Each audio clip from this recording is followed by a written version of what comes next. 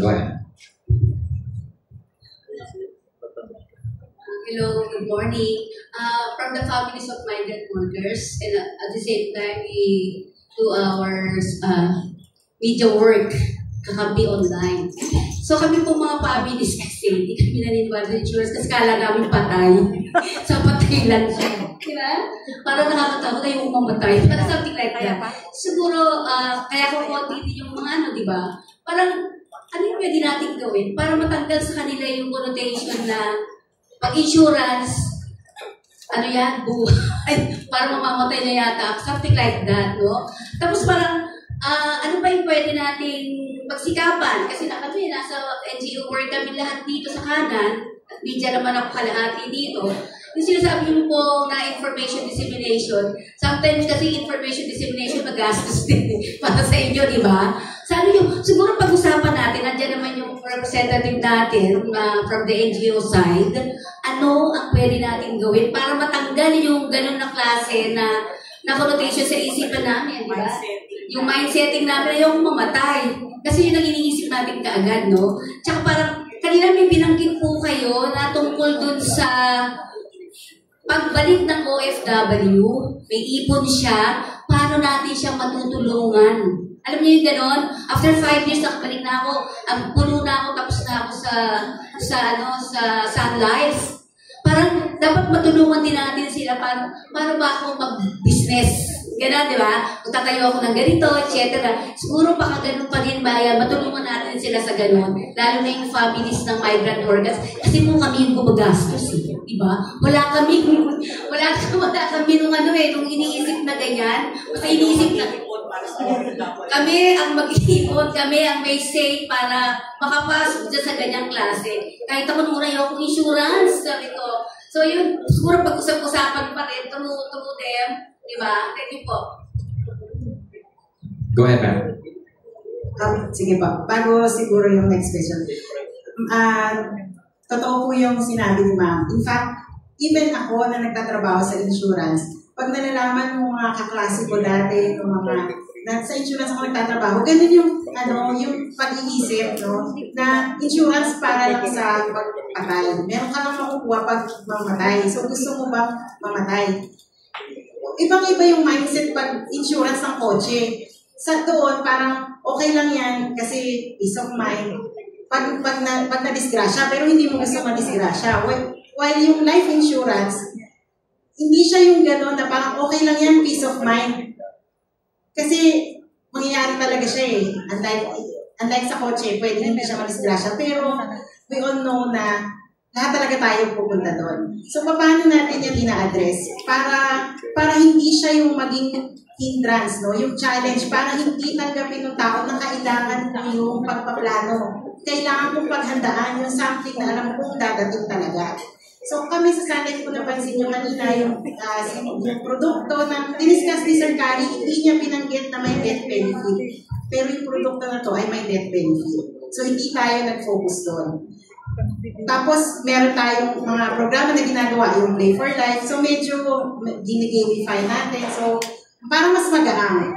And siguro ang makakatulong din, aside from sa ginagawa namin sa Sun Life, yung ginagawa rin ng Office Center, yung media partners, no, tayong lahat kailangan magtulong-tulong para mabago yung mindset na yon. Para papasukin tayo ng tao dun sa ano niya, para makuha natin yung atensyon niya at tsaka natin siya turuan kung ano yung kahalagahan ng financial literacy. All right. Maybe someone from the Plaza of the Policy Center can answer as well. For me, I think po stories are powerful. Kasi yung ituturo na factual, hindi nyo masyado matatandaan yan. Hindi rin yan tatago sa puso, sa buto, no? Pero kung yung kwento sa inyo ay storya ng kakilala nyo or someone you care about, I think yun mas matatandaan, mas may chance na mag-iba ang mindset at mas may chance na umaksyon. I'll give you a story para makatulong sa pag-change ng mindset. Sana, no? Tama yung sinabi nila, mas yung mga bata ang mahilig sa insurance at financial literacy. I think partly because our parents also, no? Like yung nanay ko, nung bata pa lang ako, binigyan ako ng Rich Dad, Poor Dad. 14 years old ako, yun ang pinabasa niya sa akin. And therefore, I grew up being interested in personal finance. When I was able to earn money for myself, ang irinigalo ko sa nanay ko, the best health insurance I could find, that I could afford. Kaming dalawa po in-insure ko. Bakit? Kasi nakita ko yung tito ko, who's also kapatid ng nanay ko, nagka-cancer. We had to knock on the doors of government offices to get him admitted into a government hospital. Ano po to anak ng dating senador, naging government official din, pero hindi handa. So we had to raise money every week for his chemotherapy. Nanghihingi ng pera, maski ako nagbibigay nung panahon na yon. So, nung nagkaroon ako ng pagkakataon, nagnegosyo ako, kumita ako ng pera, the best health insurance I could afford for myself and my mother, I got. So ako po yung nagtulak nun, di yung nanay ko. Ngayon, yung nanay ko, the next year, my business didn't do so well. Sabi ko, oh ma'am, first year mo, binayaran ko. This year, hati tayo. Ikaw naman. She wanted to cut the insurance. Sabi niya, naku anak, ang ganda ng plan na kinuha mo, pero medyo mahal. So, sinabi niya, anak, sabi niya dun sa ahente, sabi niya, hindi ko naman to nagagamit. Healthy pa ako. So, ayoko na itong bayaran. Naka-auto-charge. So, bayad ka agad, di ba? A few months later, she was diagnosed with cancer. And sabi niya, buti na lang. Alam niyo kung magkano po yung babayaran namin kung hindi po siya naka-insure? Unang opera niya, more than 3 million. Doon sa radiotherapy niya, yung tawag ito, radiation. Oo. Kasi ako yung tagalakad ng ako taga-book sa hospital, ako yung taga-make sure na may pera kami to fund for it. Alam niyo po ba sa radiation, kung wala kayong 50% down ng 400,000, hindi kayo makakatuntong at hindi kayo makakapagpagamot. Yung PhilHealth po nakakatulong, malaking tulong po ang PhilHealth, nandito po yata ang PhilHealth. Pero, so make sure na may PhilHealth kayo. But at the same time, hindi rin niya makukover lahat, especially if gusto niyo maging komportable yung mahal niyo sa buhay. Gusto niyo pribado, hospital. Kaya po, ako personally, yung pag-partner namin with Sun Life, personal to for me. Kasi as an only child ng nanay ko, kung hindi ko naisipan, kung hindi ako financially literate, hindi ko naisipan kumuha ng health insurance, nung na-diagnose siya, malaking problema namin. Ang magiging problema namin noon, paano siya magpapagamot, ano lang yung afford namin, anong kailangan namin ibenta, dahil kilala niyo po yung nanay ko. I think a lot of the OFWs in this audience know, anong kotse ng nanay ko? Alam niyo yan. 20 years old na kotse, dahil nga NGO. So, hindi naman kami mayaman na pamilya. So, yun po yung mindset sana na gusto kong isipin. From the mindset of my mother na gastos lang yan, to my mindset as someone that was financially literate, no? Na dahil nanay ko din naman na nagbigay sa akin ng mga libro for me to learn.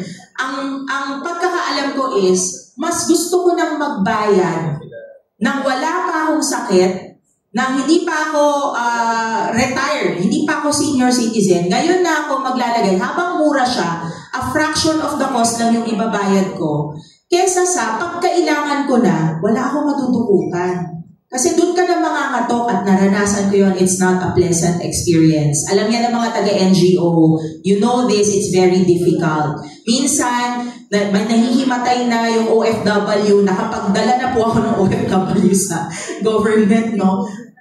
Mahihimatay na po siya, no? Pero wala kasi siyang insurance so we had to wait for the government to help. So let's not let that be our story. Kung kaya pa natin and if we can educate others, no, even if just to inquire, maski magtanong lang, hindi nyo naman kailangan bumili.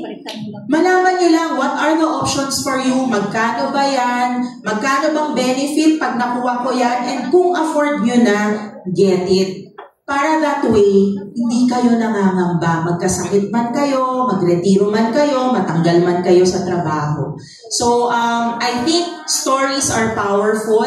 The more people share about their experiences, the more people share about how financial literacy has helped, save someone's life, has helped make sure na yung anak continues to study even after the death of a loved one.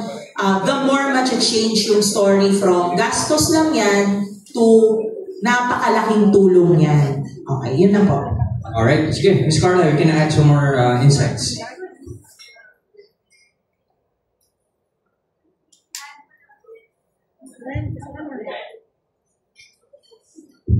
Okay, yeah. So, add ko lang din kasi maganda yung sinabi ni Estelle, no, na talagang stories will help us break mindsets.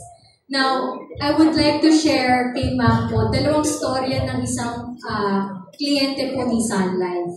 So, ito po, storya ng dalawang marino. Okay? So, ito po si Mr. Chris Vida. Dati po siyang marino. Nung nagka-pandemic, syempre, hindi siya makasampanan ng barko kasi end contract na. Buti na lang, meron po siyang insurance kay Sun Life. Yung kinuha po niya insurance kay Sun Life, hindi po yung insurance na pangpatay lamang. So, marami po kaming klase ng insurance. Isa lang po yun sa madami. Yung insurance po ni Mr. Vida, meron pong fund value. So, yung fund value po, nakapag-withdraw po siya dun sa kanyang policy at ginamit po niya yun sa paggawa ng business. Yung business po niya, katulong po ng kanyang asawa, meron po silang maliit na farm lot.